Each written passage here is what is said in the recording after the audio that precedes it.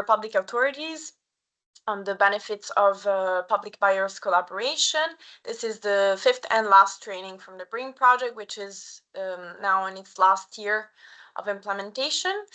So my name is Anita. I'm a project officer at ACER Plus, the Association of Cities and Regions for Sustainable Resource Management. BRINC is one of the 3 partners of the BRINC project.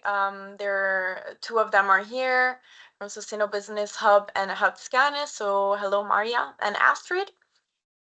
So quickly, the BRINC project stands for Brokering Cross-Border Innovation Through Clusters. It's a EU-funded project, bringing together public authorities. We're looking for circular solutions with companies, so bridging between the two. And in this way, the PAs can gain knowledge on which products, which solutions the companies can offer, and insights on their needs in ways that they were previously unaware of. As I said, it's a European-funded project. It's in the COSME program. And today's workshop will be focused on the benefits of collaboration in public procurement. We know that public procurement is increasingly seen as a very useful and powerful tool to drive green, resilient, and inclusive development, but procurers often struggle due to different, to implement effective procurement due to different challenges, but then joining forces between them can actually help amplify the market reach, also achieve fair purchasing conditions. So the aim of today's event is to actually shed light on this, on how important it is to collaborate, and also to show how relevant it is and how to find successful purchasing solutions together. And most importantly, how can that be done in practice through interesting examples from European projects and European and public authorities. Just as a reminder, this meeting is recorded because we will be also publishing it on the BRINC website. So just for those who don't agree, do not hesitate to turn your camera off or your mic off, and then we'll start. Then we'll quickly go through the agenda. We will have 4 speakers today. Very happy to have them here, and thank you for taking the time. So we will have first presentation from Malin Atkinson, how to carry out collaborative procurement and related benefits. As a quick intro about Malin, and then you can of course introduce yourself as well, Malin. Malin is a lawyer at the CGM & Co, which is a legal bureau in Sweden, and that is also assisting the BRINC project as a legal help desk with documentation and tailored assistance to public buyers and SMEs. She has extensive experience on public procurement, and today will explain give us a good overview on this topic. So I'll leave you the floor, Malin, and you can also share your screen if you want, and also welcome to the ones who joined a bit later. I'll leave you the floor, Malin. Okay, thank you very much.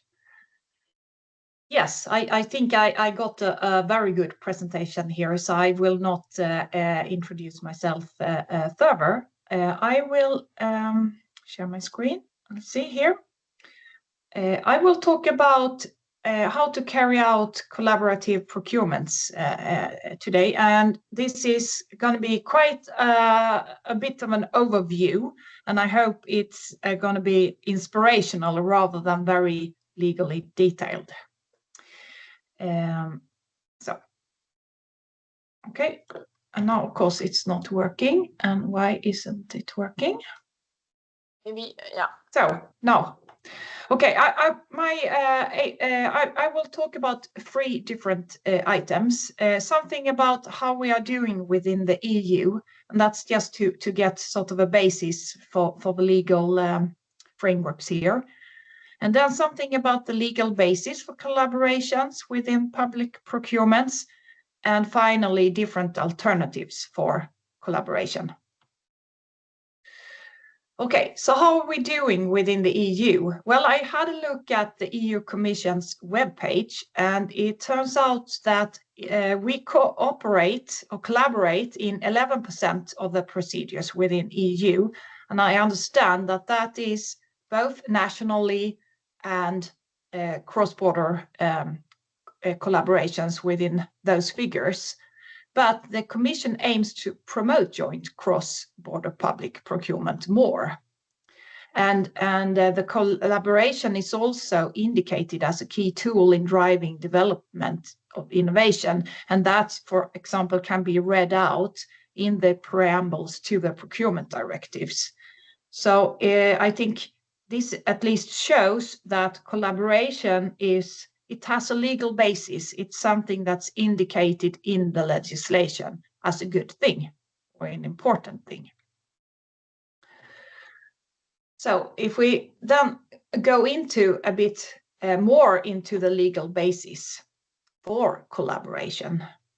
And now we're talking about collaborations between public buyers. So it's not between the buyers and suppliers, but this is, I'm just talking about between public buyers. It could be on national level within a country, but it could of course also be cross-border. And I think it's more common today that we collaborate within countries. At least that's the case in Sweden. Many public buyers are actually collaborating in relation to public procurement, but it's more rare to do cross-border collaborations. But let's see what's maybe the reason for that.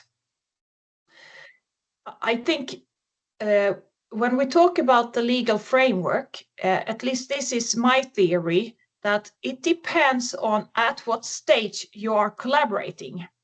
So this rather complicated picture is aiming to illustrate that we have certain phases in our procurement, and different phases are subject to different rules. And in the middle, we have sort of the phase where I think is more the procurement phase.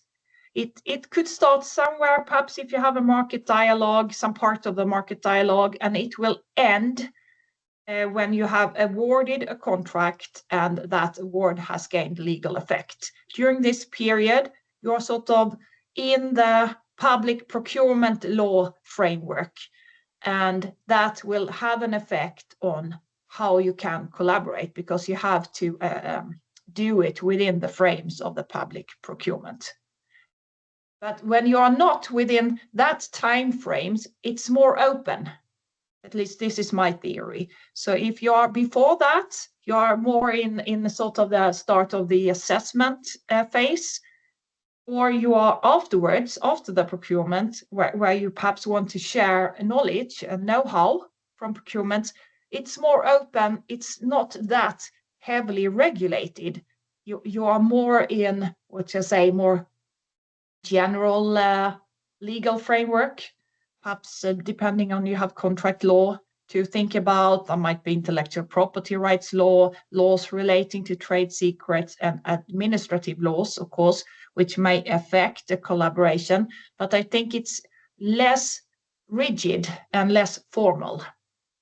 So I think this is good to keep in mind when you're collaborating. Where are you? And at what point in time do you want to do it?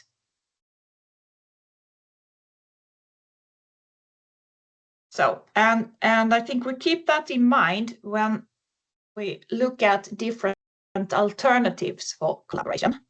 And of course, I think only your imagination really can put a limit on how you can collaborate. So I have tried to give some, or take out some examples that are more general, just to give you an idea on maybe what you can do. So if you are before a procurement starts, perhaps you could collaborate within the frames of different kinds of R&D projects. These could, for example, be EU-financed projects. But it could perhaps also be collaborations relating to joint assessments, market analysis, and stuff like that. At least specifically in those cases where you are public buyers and you are interested in buying the same kind of service or same kind of product, and you are looking for innovation or new stuff that's not on the market. That might be a reason to collaborate. Perhaps you could also collaborate with doing joint market dialogues and perhaps request for information. And of course, joint public procurements. I will not talk about that today, but I just want to mention it. And then after the procurement, you could collaborate with knowledge sharing. So I will look into some of these types of collaboration. And as I said, I think there are much more you can do. These are just some examples. So let's say, for example, that you have identified that you have a joint interest in finding new solutions for a certain kind of service or a product. I think that's why not making collaborate regarding assessment and analysis and stuff like that before the procurement starts. And that doesn't have to be very formal. I think you could base some collaboration on a normal agreement where you just define the purpose and content of your project and maybe agree on how it should be managed. You may want to think, depending on what type of actions you are planning to do, you may need to consider to regulate how you shall be able to use each other's IPRs and the results of these analyses and assessments. But it doesn't have to be complicated, I think. You may also need to consider if there are parts of it that should be subject to some kind of a confidentiality or maybe some kind of trade secrets. And of course, agree on financing. And I think in most countries, these kinds of collaboration should not cause much problems. You are able to do them also cross borders. You may have to consider some kind of administrative legislation applicable to the participating entities, but at least from a Swedish perspective, I think this would normally not cause much problems. At least as long as each party carries their own costs. It might be more difficult if you are trying to finance the cost you're bearing or sort of financing other parties. But I think that's not how it's usually done. And I think the same thing could apply if you are doing market dialogues. That is perfectly fine to collaborate around. But when you are closing into a public procurement or the start of a procurement, there may be more things you may need to consider. And it could be that the local procurement legislation may provide certain limitations. So I think the closer you get to the start of a public procurement, maybe you need to think a bit more about if there may be limitations. And I think also then it may be relevant to look to that each party perhaps analyze their needs a bit individually to ensure that there are not local laws that are relevant, that difference between the parties, especially if you are public buyers in different countries. For example, if you are aiming at procuring a certain service or certain product, there may be different kind of regulations in local law that these services and products may need to comply with. And of course, that is something you may want to consider before you start a joint market dialogue to ensure that the dialogue is actually relevant for you. You may also, I think the closer you get to a procurement again, there may be confidentiality issues that you may need to consider. I don't think it should be very difficult, but at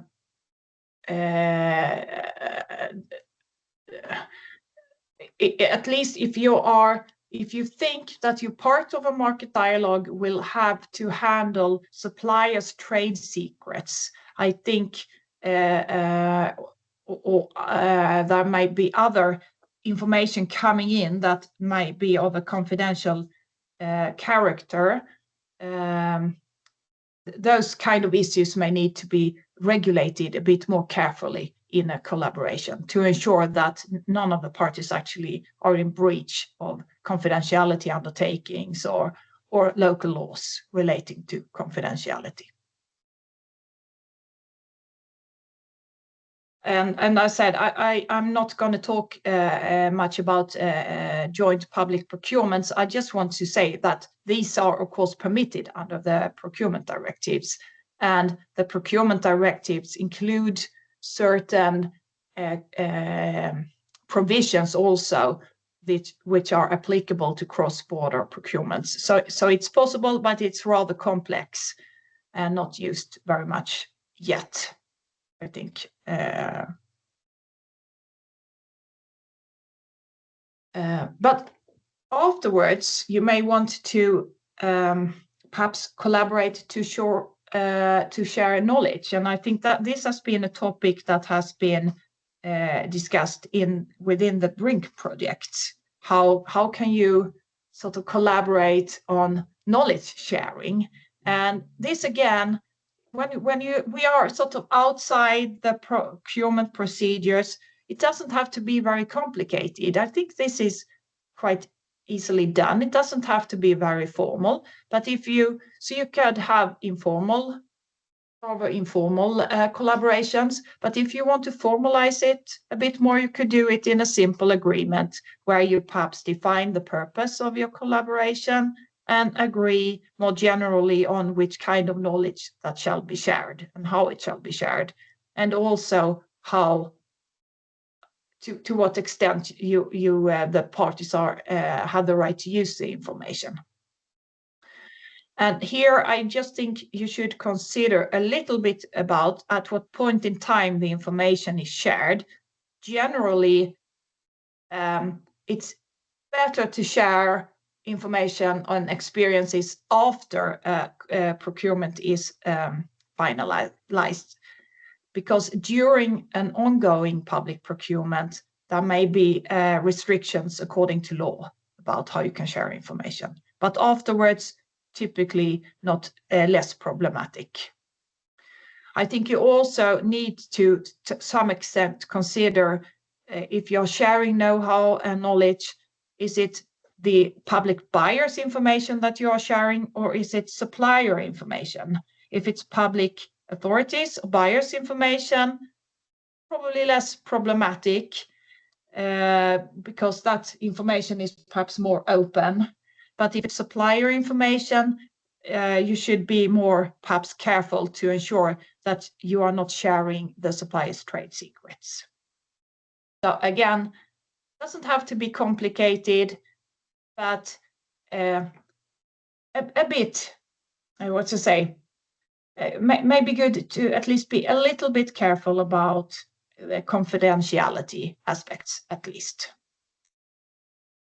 And I think this is just to give you some illustration and some examples on how to collaborate. And I think this is my idea. And of course, I speak a little bit about from a Swedish perspective here, but this doesn't have to be very complicated. And you just if you want to regulate it in a contract, the contracts doesn't have to be very complicated either, but could be quite sort of easily done.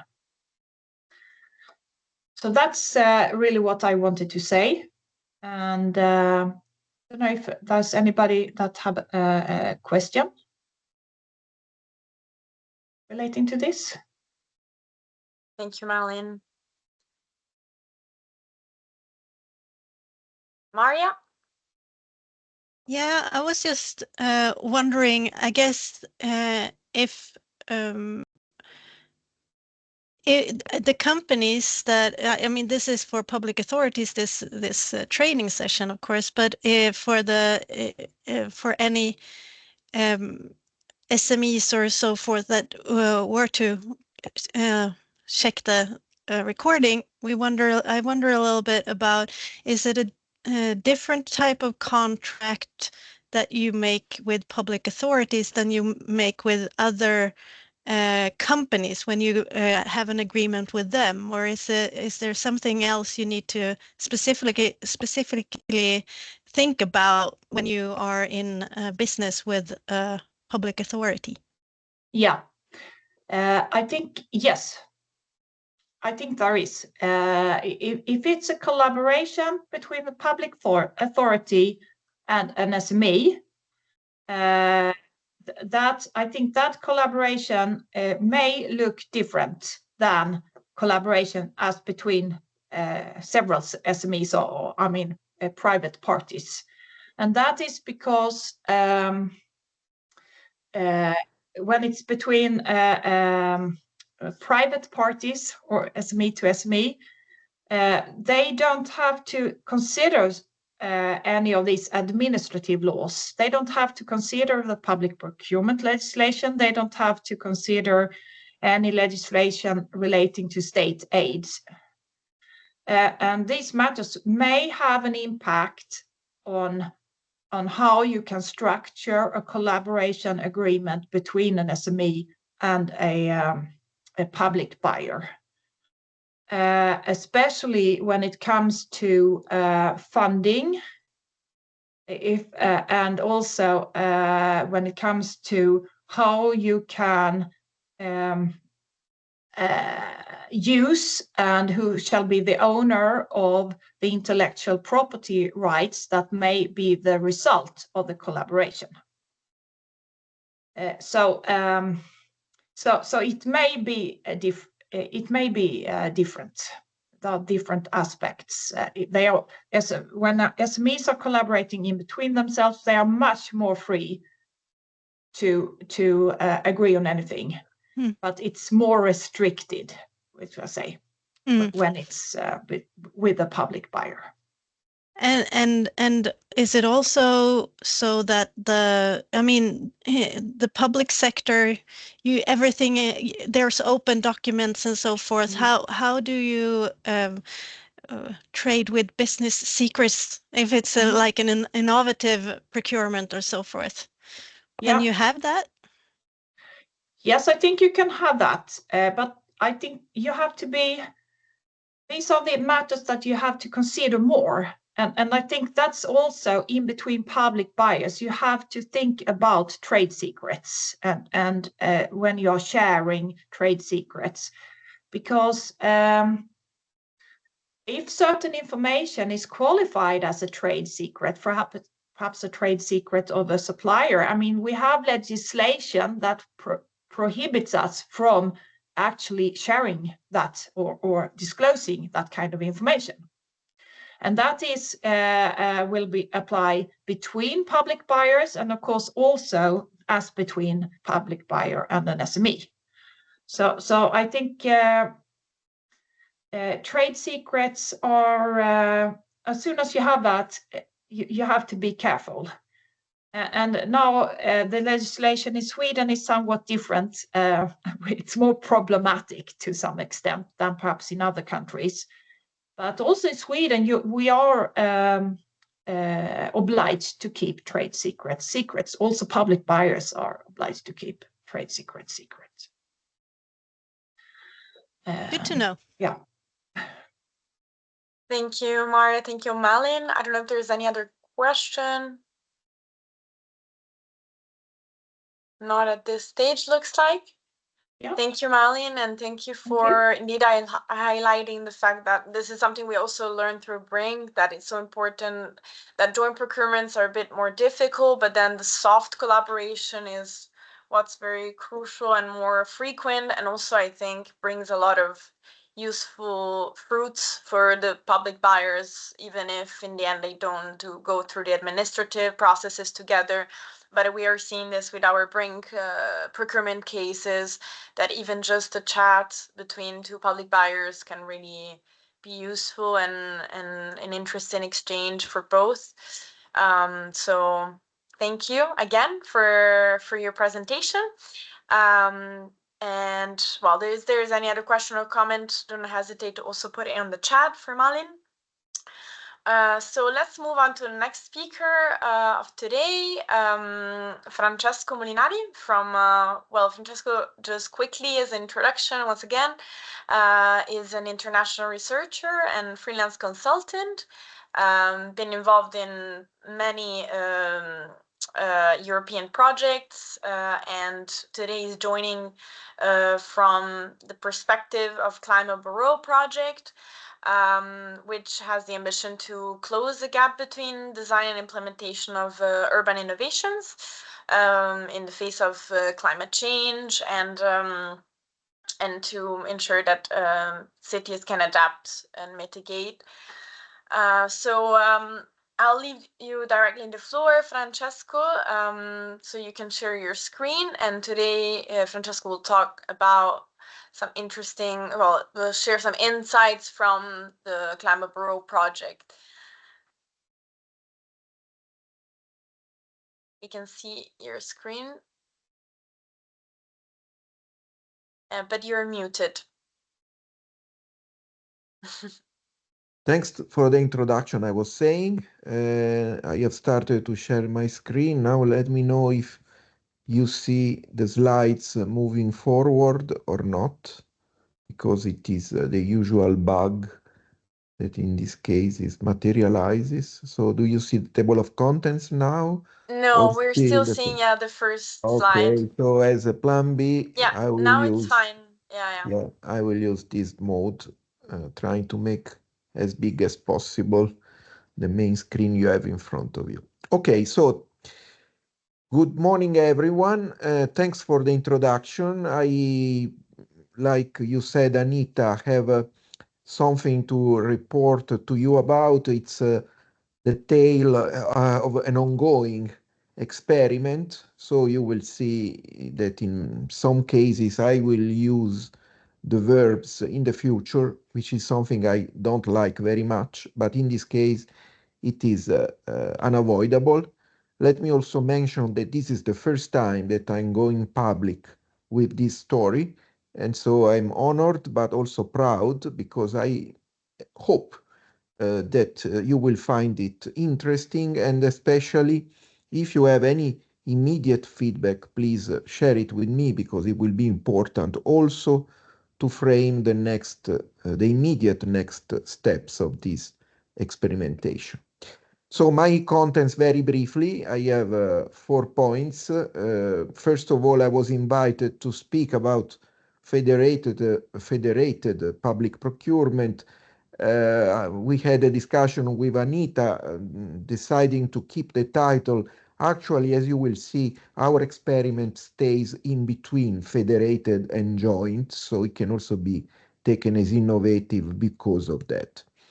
I will start my considerations having in mind you guys as my audience for this training, from an analysis of the ideas that came from my mind in terms of reasons why multi-country public procurement doesn't go very well. I'm not using the term cross-country. For me, it's a bit more general than involving countries or procurers staying side by side in the neighboring countries of Europe. I will focus on the European scenario, and also, thanks to the previous speaker, I will stay more in the center of the nice picture that she showed to us. So I will most of the time speak about procedural collaboration in the delivery of this innovative experiment. I will then speak of the Clamabor call for tender, its rational approach and state of play, and then quickly about the lessons learned so far, conclusions and outlook. All of these in 5 minutes, so be ready to a quick overview. Like I said, federated versus joint. We are, our two legs are in both to some extent. But first, before going forward, let's try to establish a distinction between these two terms.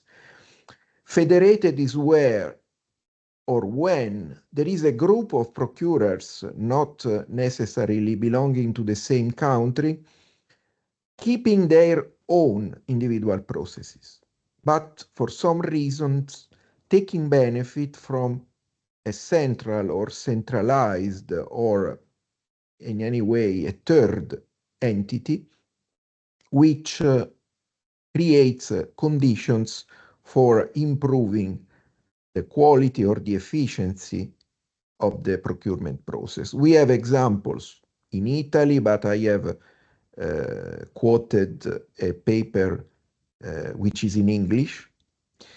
We also have examples in the United States. Basically, what these agencies, these public agencies do is to prepare the ground for procurers belonging to the same country in those cases by launching calls for tender, which are like framework contracts, so that the participants in these calls for tender already accept conditions related to quality, but also and especially to the minimum price, so that when the time comes that a single procurer belonging to that community would like to make purchases in that area, they can already rely on the outputs of a previous procurement exercise. This is what federated means to me.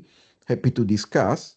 Joint is a bit different because in the case of joint, we have a clear entity, clearly identified entity working on behalf of all the others. An example can be made from the COVID-19 crisis, when the European Commission acted as a single procurer to buy vaccines, which were then distributed to the member states for the reasons of the emergency. So in that case, it was more about a very huge quantity of goods, in that case, being purchased, and therefore the chances were higher to get better conditions, not only in terms of price, but also, for example, delivery times, which were also very crucial during the crisis. So having made this distinction between federated and joint, I repeat that our experiment stays a bit in between. Why? Because like in the example of the European Commission, we means ANCI Toscana, the association of all the 300 and more municipalities residing in the Italian region of Tuscany, we have acted as a single procurer for all the parties involved, in this case 8 European cities, as I will mention later. But at the same time, there are also elements of federation because we have, to some extent, left several degrees of freedom to the associated cities or the collaborating cities, especially as far as the definition and the implementation of the specific elements of the call for tender pertaining to their own urban environments were concerned. So now let me accelerate and go to the list, not an exhaustive list of what issues might affect experiments of public procurement involving procurers from a variety of countries. I'm not now making reference to any specific model, but it's probably more closer to the idea we have in mind and what we are carrying forward. We definitely have issues deriving from the diversity of legal frameworks, deciding what the applicable law is or what can be done to assess the capacity to contract of economic operators not belonging to the same country of the main procurer. We also have language and cultural barriers which add to the previous diversity, which are not easy to fulfill, especially when there is the known gap that comes to the forefront that nobody, or at least only a minority of the population, including the population of civil servants, is really fluent in the English language or in any other language which is chosen to be the main one for the procedure. Another element is the diversity or variety of needs and requirements from players like the collaborating public authorities residing in different contexts, and also the logistical complexities which are made more binding when different countries are involved, for example, in the delivery of goods which have to go across customs clearance and so on. So what we are doing is to create an innovative procurement mechanism based on the innovation partnership model, which is introduced and regulated especially by Article 31 of the European Directive number 24 of 2014, to create innovative ways of disseminating solutions that prove to be effective in helping cities fight against the consequences of climate change.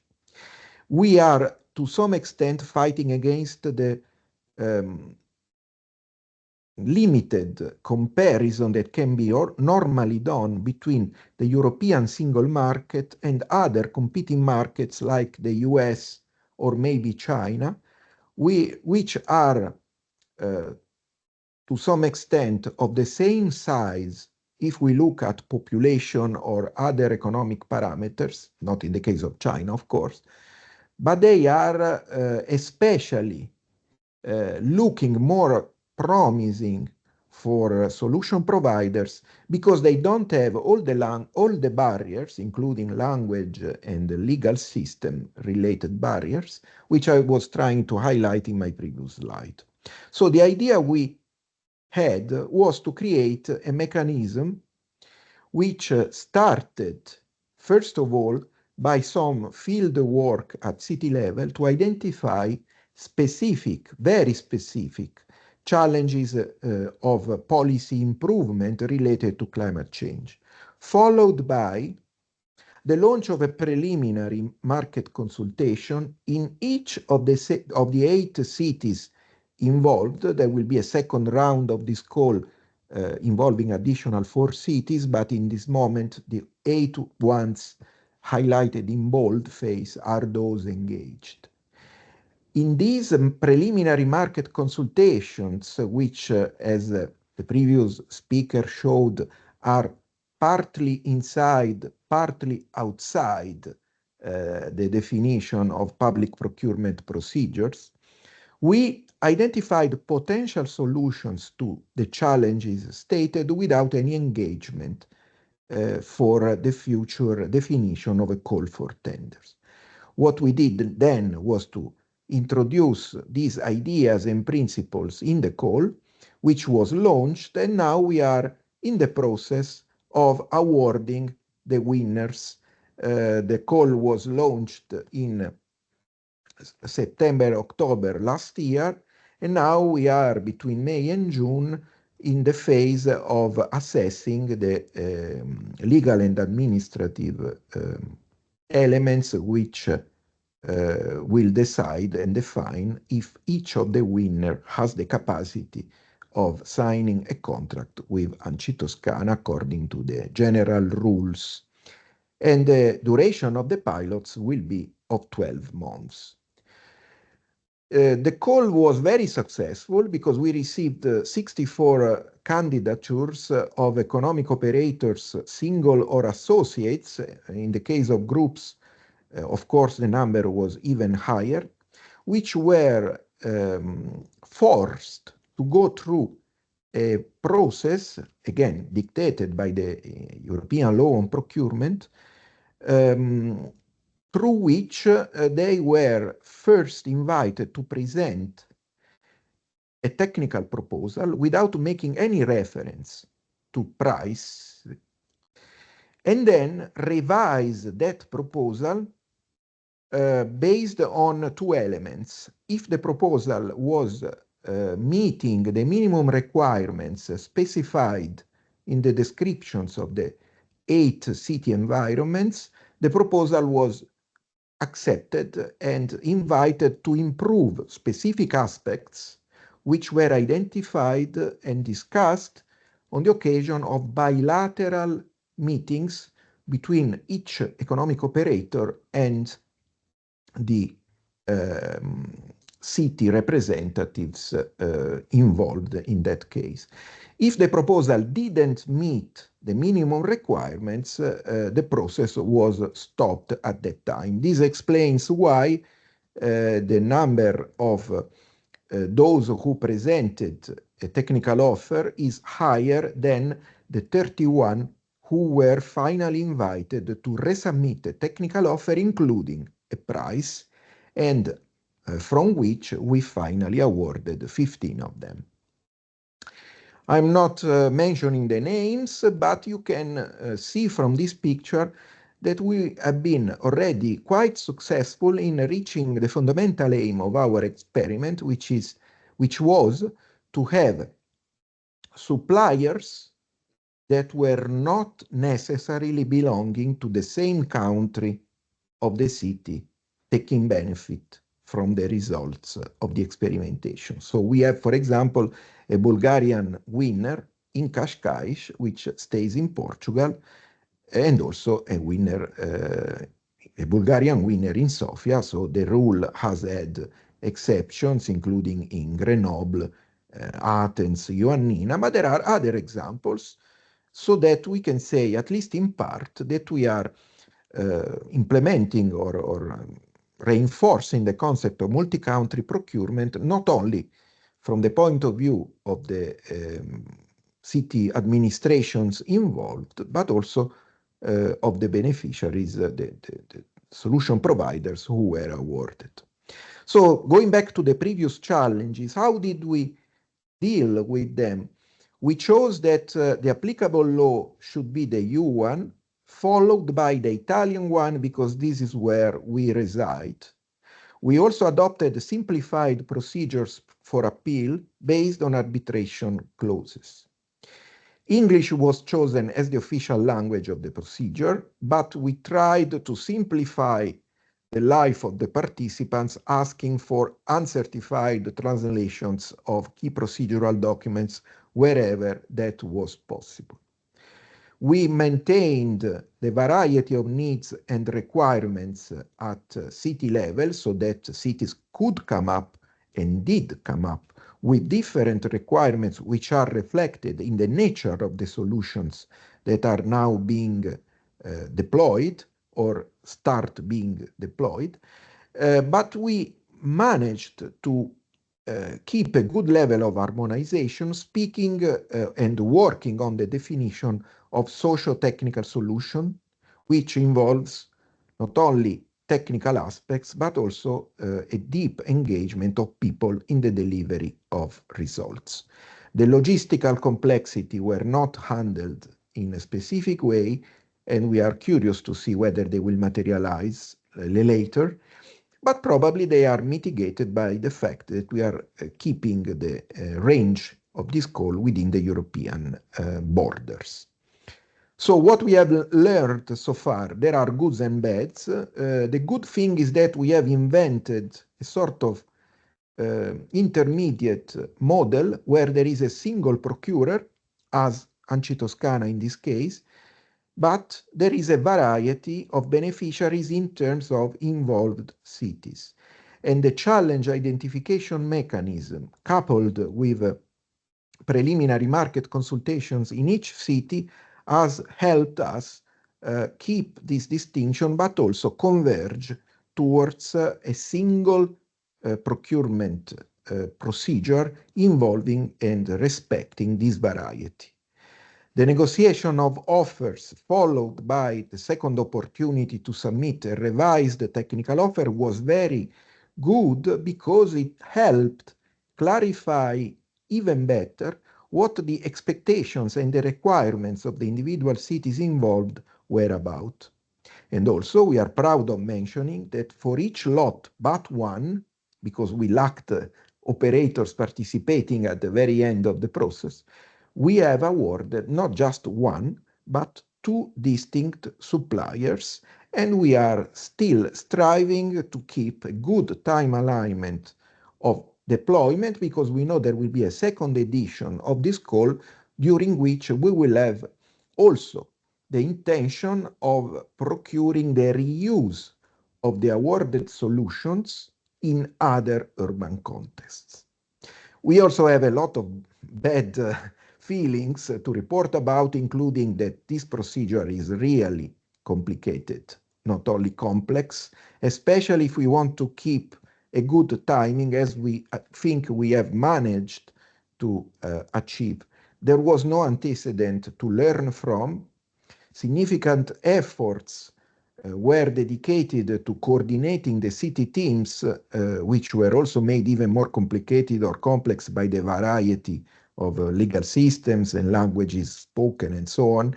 And there is also an additional complexity we didn't expect that much in the collection of the documents supporting the approval of the 15 awarded operators in terms of capacity to deal with public administration. So to conclude, we will certainly collect more evidence during the deployment phase, which is now about to start. We will certainly come back to you in the future if we are asked, by elements like a reflection on whether this process is delivering better solutions, more fit to the purpose than others that can be simply promoted through a generic financing of innovation.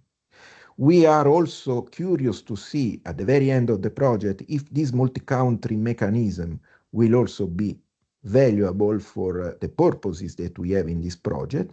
And we are setting up an impact measurement system to assess the benefits for urban climate or other elements of the city environment above and beyond the immediate KPI of the solutions we have deployed. Scalability and replication, like I said, are our main concern, and we will also come back with some smart ideas which anyway exceed at the moment the scope of this presentation. I thank you for your attention, and I pass the floor back to Anita. Thank you. Thank you very much, Francesco. Any questions for Francesco? Yeah, Valentina. Yes, Francesco. I was wondering which procedure exactly you used during this the specific procurement. Yeah. As I mentioned, it is the innovation partnership.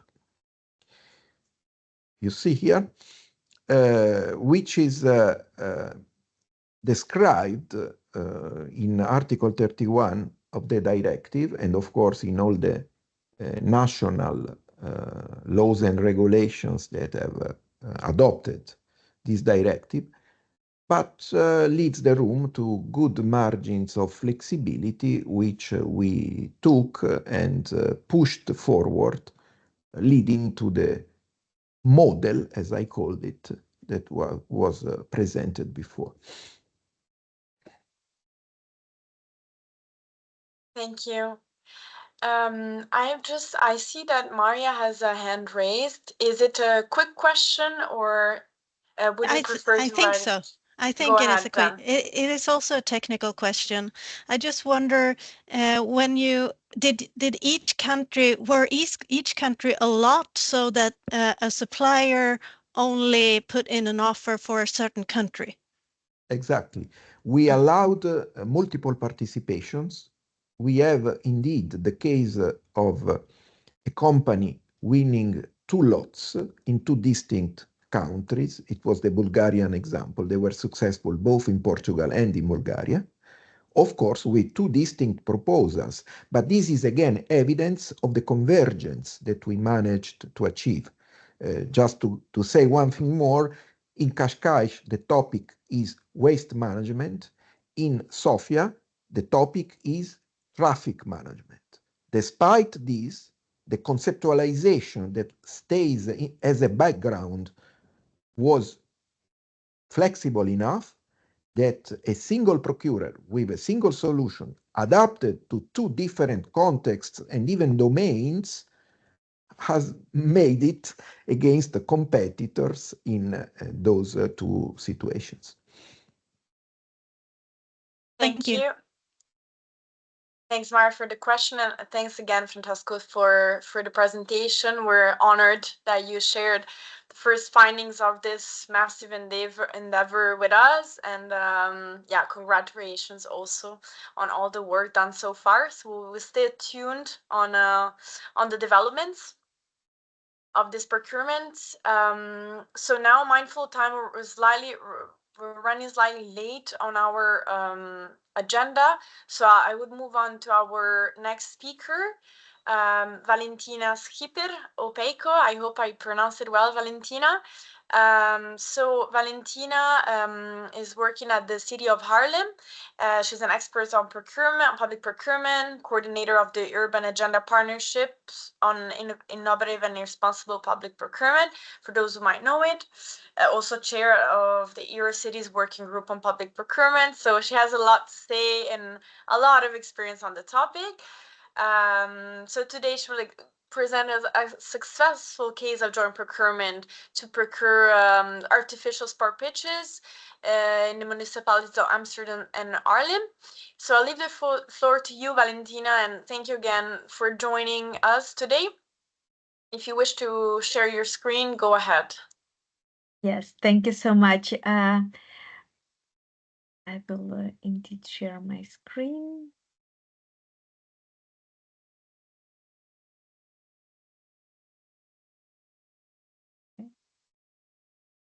Yeah, we can see it. Yes, okay.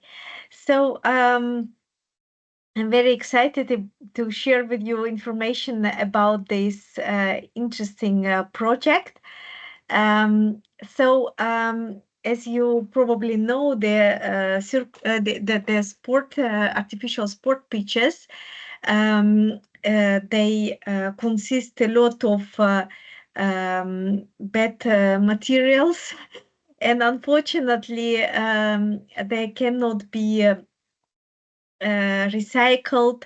There is a big carbon emission issue with them. Additional issue with the artificial sport pitches is also, if you play football, I don't, but I heard from people who do, and if it's warm, then you can even burn your feet, because the artificial sport pitches, they becoming so hot that even through your shoes you can burn your feet, which is of course also not good. So there are a lot of disadvantages. So City of Amsterdam and City of Haarlem in the Netherlands decided to reinforce the joint forces and to see if it's possible to do more circular artificial sport pitches. The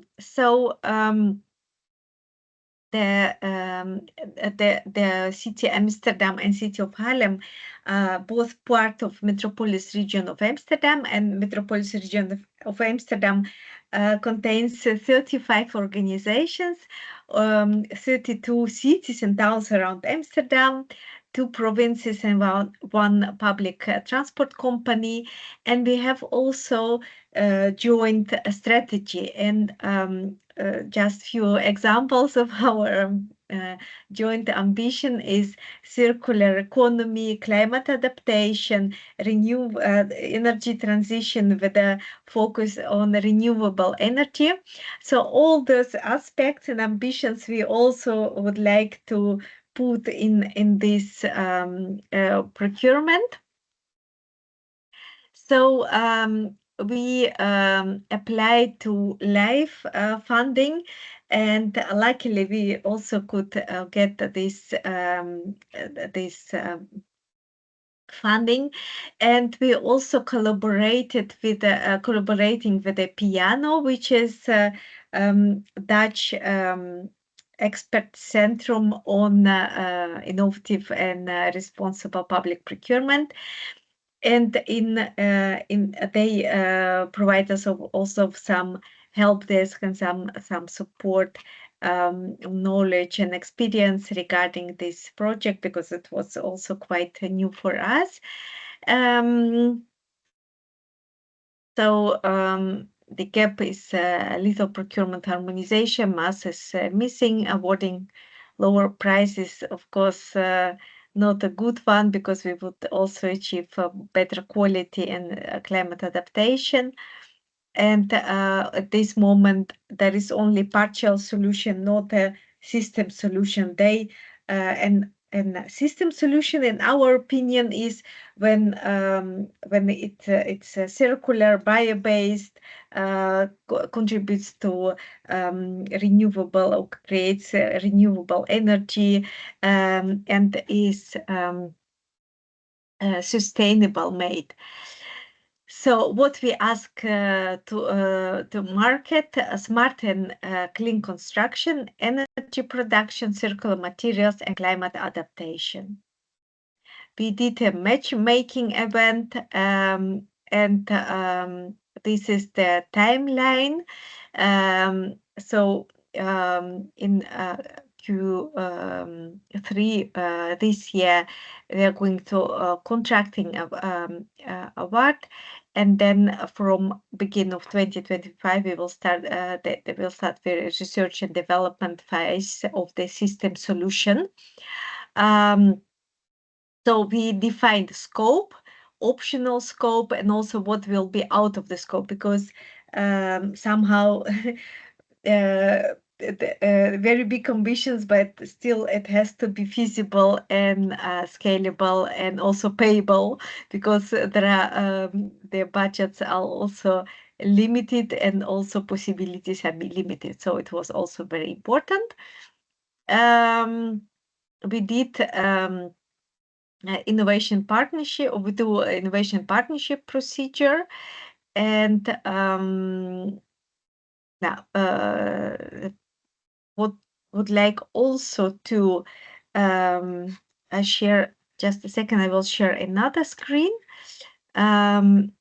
so I can also share a short video. So before I do that, very exciting about this solution. So some of you drinks beer. If you drink sometimes beer, just raise your hand. Yes, okay, good. So if you there are also beer boxes where you put the bottles, and not exactly the beer boxes, but the kind of beer boxes they put under the artificial sport pitches, and they collect water. So, and I explained in the beginning that you can burn your feet because it's artificial sport pitches become very, very hot. And now what happens if rains, these beer boxes collecting the water, and then when the sun is shining, water dumping, and then the artificial sport pitches can be cooling down up to 40%. So it's really a huge and very important improvement. And we also in Amsterdam they use also the bio-based artificial sport pitches. They made from sugar cane, not from sugar, otherwise it would melt, of course, but sugar cane substances. And of course, it's not 100% bio-based. It's unfortunately not possible yet, but maybe in the future with the new solutions. So they put also a little bit, about 5 to 10% of the polymers just to keep it together, but it's from 90% at least bio-based, which is very nice.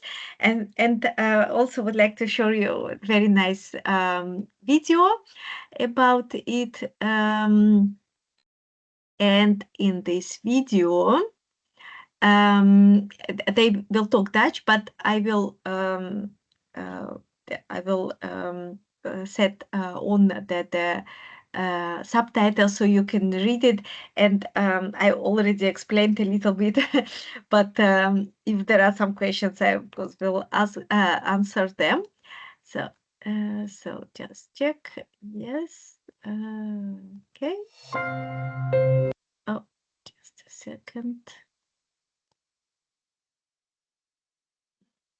Yes, and then.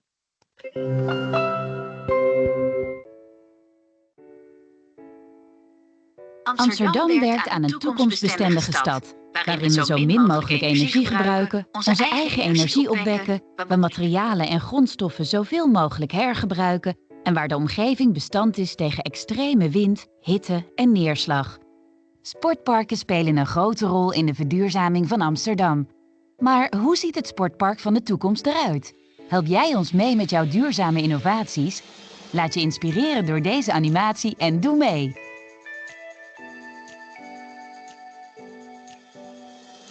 Op het sportpark laad je je elektrische fiets op dankzij zonnepanelen en tap je je eigen water uit de kraan. De omgeving is natuurrijk, de vlinders vliegen rond. Dit is een groen sportpark.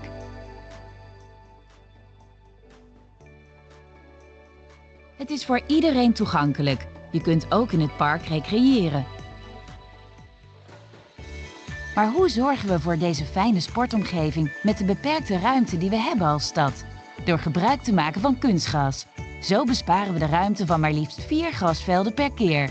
Kunstgras kan namelijk veel intensiever bespeeld worden dan gras. Onze kunstgrasvelden willen we uiteraard zo duurzaam mogelijk. Dit is een voorbeeld van een duurzaam veld. Het is modulair en gemakkelijk te verplaatsen. Het kunstgras is van bio-based producten gemaakt. En het veld is hier gebouwd op gerecyclede kratjes en een gerecyclede shockpad. Deze kratjes vangen water op als het regent. Als het veld opwarmt door de zon, verdampt het opgevangen water. Zo wordt het kunstgrasveld met meer dan 40 graden gekoeld. Dat is veel fijner voor de sporter en de omgeving. Een andere mogelijkheid is het aanleggen van een waterbel onder het veld. Zo gebruiken we het regenwater opnieuw in het clubgebouw en op de velden. Dankzij sensortechniek gaat het besproeien van de velden volledig automatisch en blijft het veld gezond. Als het veld niet bespeeld wordt, worden zonnepanelen automatisch uitgerold over het veld om zo zonne-energie op te wekken voor het clubhuis. We oogsten de warmte van het kunstgrasveld en gebruiken dit om het clubgebouw en het water te verwarmen. Zo douche je water- en energie-neutraal. Na het douchen kun je terecht in de gezonde kantine met vers fruit van de bomen en struiken van het sportpark en broodjes en hapjes geleverd door sociale partners uit de wijk. Het clubgebouw is energie-neutraal dankzij de zonnepanelen en de warmte uit het veld. Het nieuwe clubhuis is ook volledig circulair. Materialen en grondstoffen van oude gebouwen en kunstgrasvelden zijn hergebruikt. En niet alleen sporters gebruiken het clubgebouw. Je kunt hier ook naar de fysiotherapeut of naar de huiswerkklas. Glas, plastic, papier en restafval wordt gescheiden. Van GFT-afval maken we ons eigen compost. Als de kunstgrasvelden einde levensduur zijn, krijgen ze een tweede leven. Bijvoorbeeld als beschoeiing, kantplank of straatmeubilair. We willen uiteindelijk natuurlijk dat een kunstgrasveld weer terugkomt als nieuw kunstgrasveld. En ook in de avond kan worden gespeeld. Dankzij de slimme en energiezuinige verlichting is er licht om te spelen en wordt de natuur niet gehinderd. De rondleiding zit erop. Werk jij met ons mee aan het sportpark van de toekomst, waar Amsterdammers kunnen recreëren en sporten in een gezonde, natuurlijke en biodiverse omgeving? Innovatie en duurzaamheid hand in hand. Samen krijgen we het voor elkaar.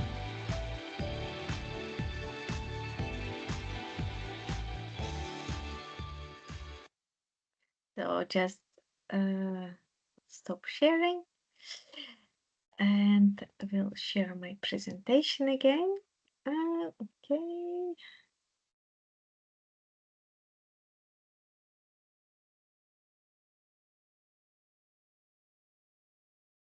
So, just a second.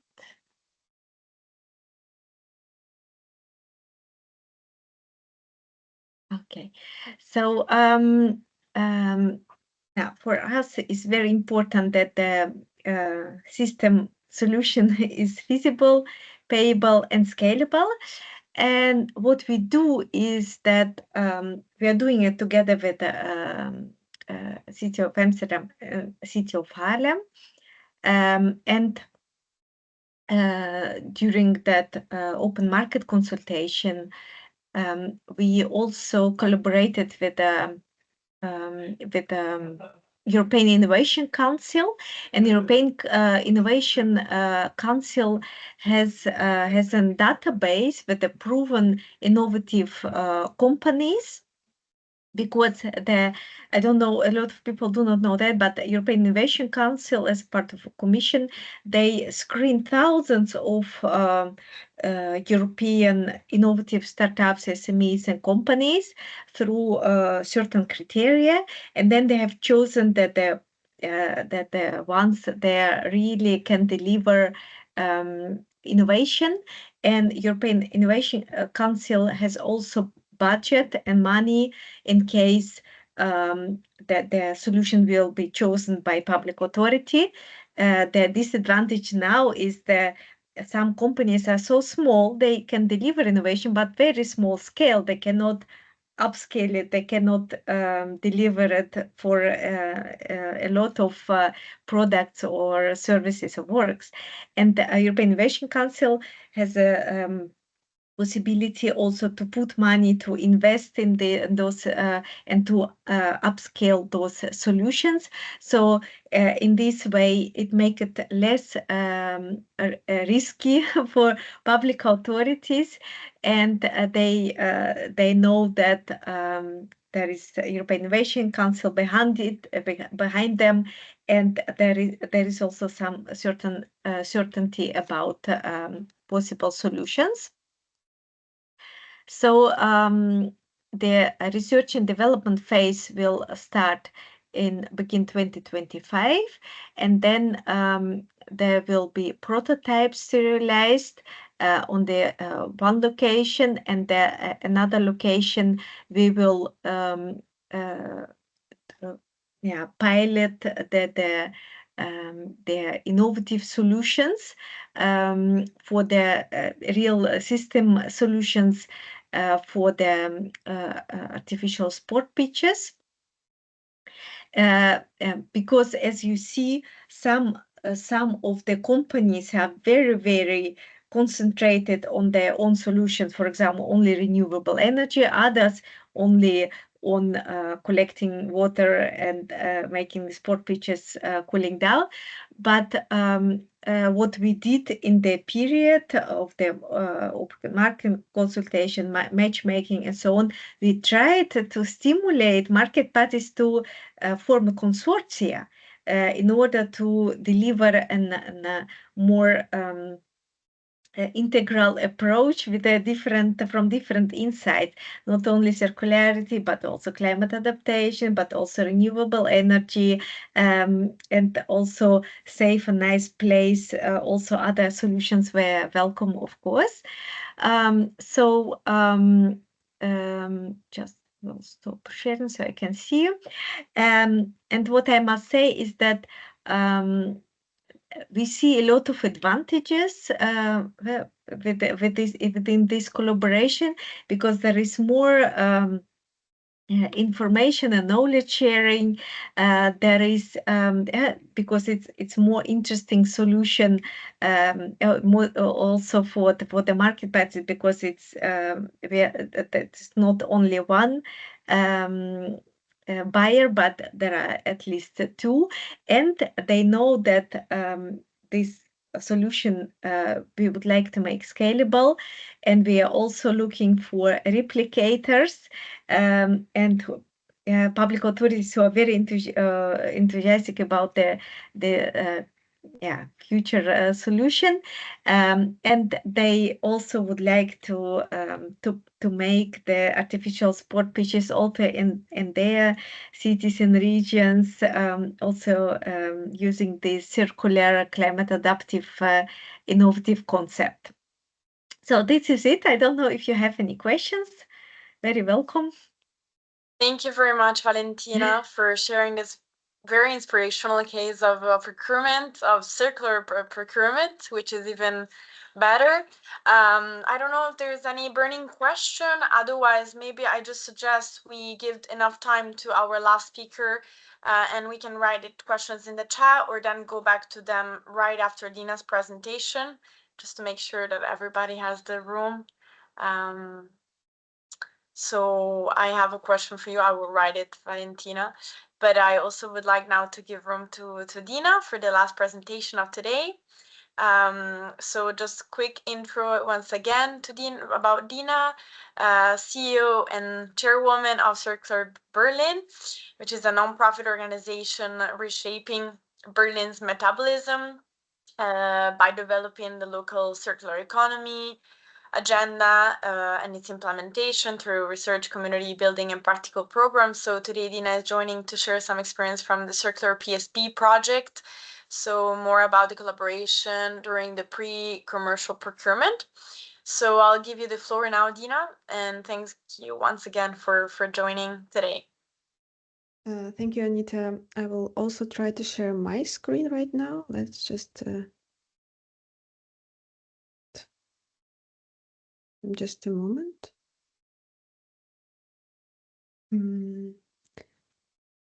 It's not been happening, but I'm not sure the sharing possibilities. Just Anita, just in case, do you have also presentation? Because I feel like. Yeah, I do. I can share it. I'm opening it right now. Yes, maybe you can share. That would be faster, because I see that my computer doesn't allow me right now to share. Yeah, no problem. Let me share screens. And while we're looking for presentation, just also to mention already, actually quite a lot was already said, what I also plan to share. So I do think I will keep my story brief. And thanks. You can immediately go to second slide. Sorry, it's not the best visualization, but I hope it's fine, readable for everyone. As soon as you can scroll it slide per slide, I think it will work. Okay, this is the good one, right? We can start with that one because as Anita mentioned, we are not a public entity. We are a non-profit organization active in Berlin locally. However, we joined the consortium which called Circular PSP last year, which consists of very many different entities. Basically, we are 8 procurers, and Circular Berlin is one of them. And among these 8 procurers, there are some municipal entities, like a municipal of Guimarães in Portugal, also in Istanbul. But there is also other type of procurers, for example, city networks of Sweden or city networks of Slovenia. And there is also district level of municipality, let's call it that, or district level of municipal partners coming from Stanford and Ireland. So in this case, we are talking about very diverse procurement entities behind the joint procurement, and some of them are also public one. The idea was of this consortium as well. It's a part of European project of a pre-commercial procurement element, which aims to boost innovation. Basically, that's the funding mechanism on the European market. And in general, we're talking here about more than 5 million euros of investment, which are supposed to go into this procurement funding element.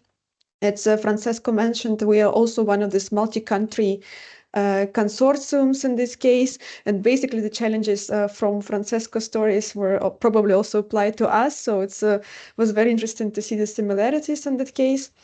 And maybe if we move to the next slide, it's not ours. Next slide. Maybe Yeah, just sorry about that. I need to scroll down instead of right. I'm also discovering this new view. Yeah, maybe a little bit on the content of our joint call. It's also circular economy, which is in the center of our procurement story. And as a key element for innovation of our challenge, which procurers defined, is to design a circular economy digital platform, which is supposed to help in the first place procurers who are in this joint procurement call, but later also on the stage to support cities and different municipalities to transition towards circular economy. So part of this mechanism or part of this development, what we've done, we basically identified the problem among procurers, what is actually currently happening, why circular economy is not widely implemented, what are the reasons for that. So we also defined different areas for the challenge brief together around what areas this platform as a potential circular economy solution we want to structure about around different information streams, operation, organization, and what are the needs from a city perspective that we face that this solution should address. So we are basically in the phase of also defining the challenge brief, and also maybe as a similarity in the Francesco story among all of our 8 procurers, in order to realize that we also have a lead procurer, which is who is a partner from Turkey, who is basically leading more from administrative side the joint procurement agreements. Maybe if we move further by scrolling down, then for the structure of pre-commercial procurement, which we maybe a bit that we can see the full slide. Let's look good. Thank you. For the structure of pre-commercial procurement, who maybe doesn't know this element, and for us, as we also for the first time joined this type of a consortium, it was also something new to learn. The basic idea, how I would interpret it here, so European market is in the need of innovation. Which innovation should come from the business side, and that's where we kind of European funding elements give the findings to the joint procurement group, which supposed to consist of different phases. So we are in the phase 0 and the call for tenders. That was the preliminary phases, which until now submitted. Then we are basically in the phase 1, where we evaluate the tenders and based on the received tenders, and then moving from phase 1 to phase 3. At the end, we as a procurers are in the role of select 2 of them who will actually have to bring on the market a commercial viable solution. And licenses in this case, they stay with their providers. So we are the one who actually boosts innovation to the point that the provider at the end can scale up their solution across different entities. So that's a kind of element of this call in pre-commercial procurement. And we, with our project Circular PSP, we now finished the call for tenders, and basically right now in the phase 1. And just to put you in perspective, so we are finished our call for tenders with 15 submissions. For this type of call, it was also quite a successful story, because it's also very complicated tenders for very usually quite extensive consortiums, which we received to read. And out of that, we right now in phase 1 with existing 5 suppliers. So that's basically started in June for us. So in the first stage on that. Moving to the next slide. What I want to share with you from perspective of us as a procurer, indeed, some elements were already mentioned. I think something which leads to success story and interesting part of the joint procurement for us, obviously, is phase one, where we worked on the preparation of this tender. So this is something I think is very beneficial for such cooperations among different procurers, and we also have done it, as we've heard from different other examples, in the form of focus groups and open market consultations. All of that was coordinated through the central project management team in this case. And in general, for us, it was also very important. So we all individually, as a procurers, had to conduct our focus groups dialogues in order to identify requirements, so to say, from different user groups for the future platforms, so intermediaries, municipalities, and businesses. And of course, it's also give a very, very extensive opportunity for the suppliers and the end to get insights, because it's not only from one country, not only from one city, but actually comes diversity of requirements from quite different geographical dimensions. Also, another element which was also mentioned before, open market consultation. This is actually a very important tool. In our case, what we also very glad to share. So as I mentioned, we have this central project management team. And of course, it was very important to have this player or actor, or it is still for us because we're still in the project itself, so that the player actually coordinate the work, how we should do this open market consultations, because sometimes we need to be unified in our voice. We need to actually communicate in the same requirements. And I guess if everyone doing it individually, there has to be streamlined process. So for us, it was also very important to have this strong entity that can streamline the processes and actually explain to us as a procurers, because not all of us are familiar with the process of open market consultation, how it should be conducted, what we should communicate, what are the main message, how to talk with the potential suppliers, what we allowed, what we are not allowed, because as was mentioned earlier, it's not always legally also clearly and transparent for procurers. So that's why we also realized it on a local basis, but with a strong support of central entity. And then we, of course, had our open market consultations across cities, just to extend the reach. Maybe to the next slide. What I want to share here, maybe in a short note as well, what actually, I guess, from our perspective, made it as a success point.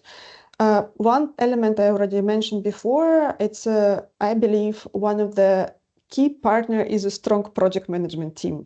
So it's not necessarily procurer itself or lead procurer, but actually someone who knows how to work in the joint procurement processes and also who is very forward-looking. So because in general, it's a complex process, and if a procurer joins for the first time such type cooperations, it's very difficult on its own to understand all nuances and also all the elements around how the agreement has to set up and what has to happen on which phases. So in our case, I guess we are very lucky to have such a strong project management team that can help us to understand how we can progress forward. Another element which is also very important is indeed this active engagement of procurers itself. So it's also important to talk to each other and to have the space for discussion among procurers, so that we actually can communicate the local needs and communicate local challenges to each other, because we notice quite often that what is applicable in Germany is not the same what is applicable in Sweden, it's not the same what's applicable in Finland, and there's different elements.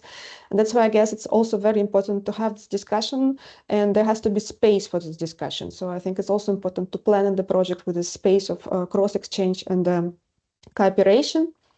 And also important that usually in this joint procurement of who is procurers, let's say in the physical terms one person, but actually there is a big team behind the entity. And I think it's also very important to mobilize this team to understand that we are right now in this project, and maybe in some project phases, some conversation will come to you as well. So otherwise it's also very difficult only to work if you're only one person in such elements. And what I think also Valentina mentioned, third point for us, it's also important to say, okay, one success story is we have maybe very good consortium of procurers who are very knowledgeable and very active, but another success story is that suppliers, we actually need to receive good offers which correspond to our needs. And this is, of course, the element where you really need to go in dialogues with the suppliers, especially if it's part of innovative procurement mechanism. So you really need to go to explaining why we need this, why we have this problem, or why we want to have a solutions.